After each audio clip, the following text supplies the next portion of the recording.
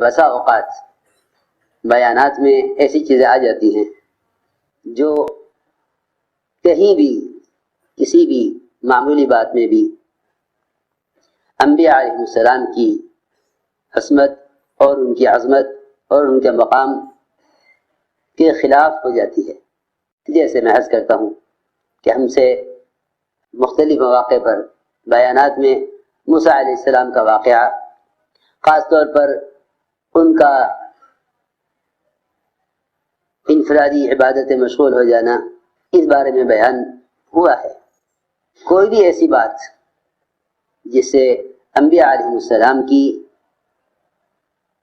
عظمت اور ان کی عصمت اور انبیاء علیہ السلام کے کام پر رائی کے دانے کے برابر بھی کوئی خطا یا غلطی کا شائبہ بھی ہو، اس سے ہمیشہ رجوع کرنا چاہیے،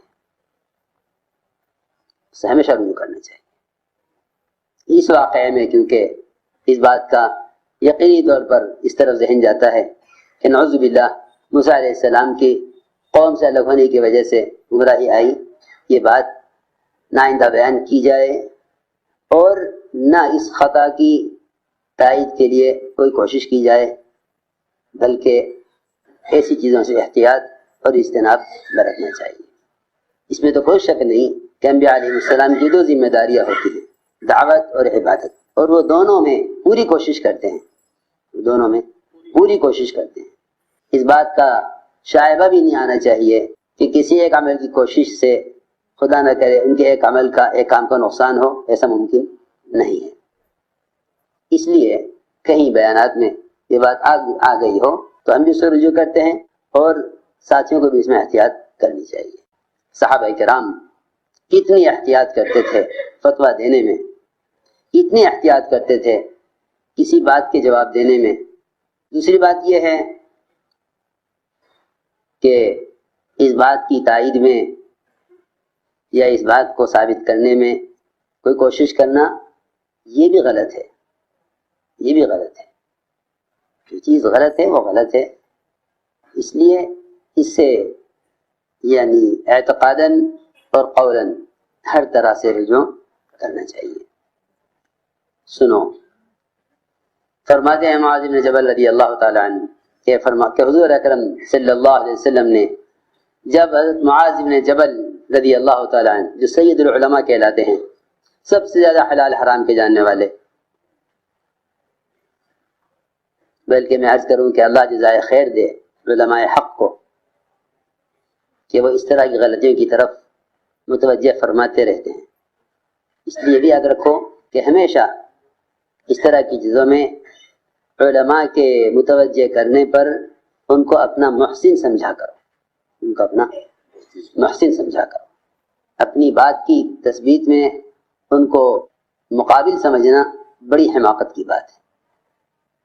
علماء کو اپنا محسن سمجھا کرو، اور یہ تو یقینی بات ہے کہ ٹوکنے والے کو ہمیشہ محسن سمجھو، ٹوکنے والے کو ہمیشہ محسن سمجھو۔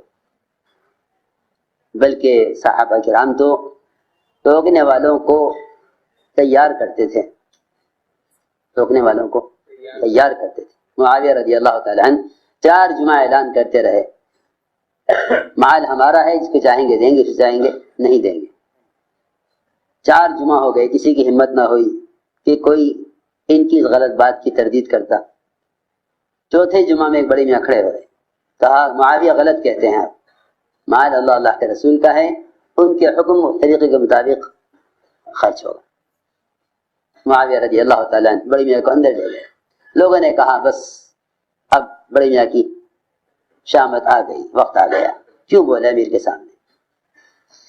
اندر جا کے دیکھا تو حضرت معاویہ رضی اللہ فرما رہے تھے، احیانی احیاء اللہ، اس نے مجھے زندگی بخش دی ہے، اللہ اس کو زندہ سلامت رکھے، اس نے مجھے زندگی بخش دی ہے، ورنہ میں تو مر رہا تھا کہ جس ذمہ دار اور امیر میں کوئی ٹوک نہ سکے، اس کے اندر کوئی خیر نہیں ہے۔ اس طرح اپنے آپ پر اپنے کو ٹوکنے والوں کو تیار کرتے تھے۔ جی ہاں، 4 جمعہ اعلان کر کے تیار کیا کہ کوئی اعتراض کرے، کوئی ٹوکے، تاکہ معلوم ہو کہ ہاں ہمیں ٹوکنے والے ہیں، یہ بات ہے۔ اس لیے علماء کا، ٹوکنے والے علماء کا اپنے اوپر احسان سمجھا کرو۔ اللہ جزائے خیر دے علماء حق کو، کہ ایسی جو کی طرح متوجہ فرماتے رہتے ہیں جس کے بیان کرنے میں انبیاء علیہ السلام کی ذات، ان کی شخصیت، ان کی عصمت اور ان کے مقام کے خلاف کوئی ذرہ برابر کوئی شائبہ بھی ہو، ایسی چیز کی طرف علماء متوجہ فرما دیتے ہیں۔ ایسی چیزوں سے ہمیشہ اجتناب کرنا چاہیے۔ تو فرماتے ہیں کہ حضور اکرم صلی اللہ علیہ وسلم نے جب بھیجا معاذ بن جبل رضی اللہ عنہ یمن کی طرف، فرمایا کہ اے معاذ، جب کوئی معاملہ پیش آئے گا تو تم کیسے فیصلہ کرو گے؟ فرمایا کہ میں فیصلہ کروں گا اللہ کی کتاب قرآن کے اعتبار سے، قرآن کے مطابق فیصلہ کروں گا۔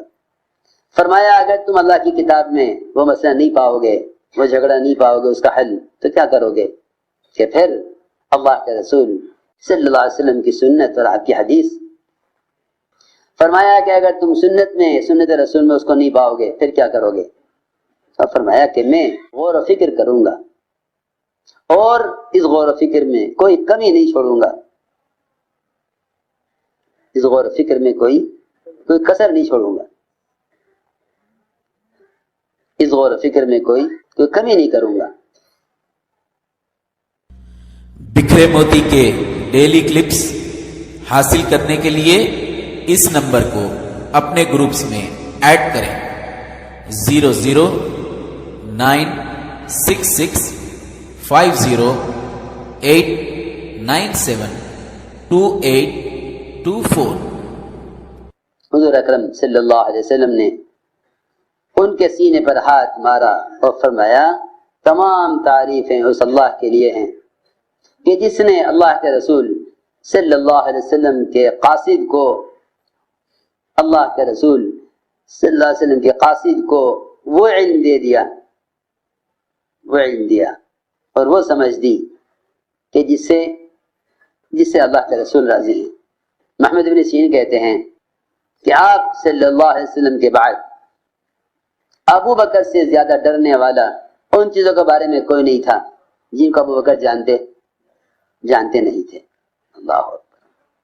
اب آپ کے بعد ابو بکر سے زیادہ اس چیز سے کوئی ڈرنے والا نہیں تھا جس کو وہ جانتے نہ ہوں، اور ابو بکر کے بعد عمر سے زیادہ ان امور کے بارے میں ڈرنے والا کوئی نہیں تھا جن امور کو وہ جانتے نہ ہوں۔ ابو بکر رضی اللہ تعالیٰ عنہ کو ایک امر پیش آیا، انہوں نے اس کا حل اللہ کی کتاب میں نہیں پایا، اور نہ سنت میں پایا، اور نہ صحابہ کے اثر میں پایا۔ فرمایا کہ میں اپنی رائے سے اجتہاد کروں گا، اگر وہ صحیح ہوئی تو اللہ کی طرف سے ہے، اور اگر وہ خطا ہے تو خطا میری طرف سے ہے۔ اس پر میں اللہ سے استغفار کرتا ہوں، اس پر میں اللہ سے استغفار بھی کرتا ہوں۔ شریح کہتے ہیں کہ عمر رضی اللہ تعالیٰ عنہ نے ان کو لکھا کہ اے شریح، جب تمہیں کوئی معاملہ پیش آئے گا تو تم اس میں اللہ کی کتاب قرآن کے اعتبار سے فیصلہ کرنا، اور اگر تمہارے پاس کوئی ایسا معاملہ آ جائے جو اللہ کی کتاب میں نہیں ہے تو تم فیصلہ کرنا کہ اس میں حضور اکرم صلی اللہ علیہ وسلم کی سنت، آپ کا طریقہ کیا ہے۔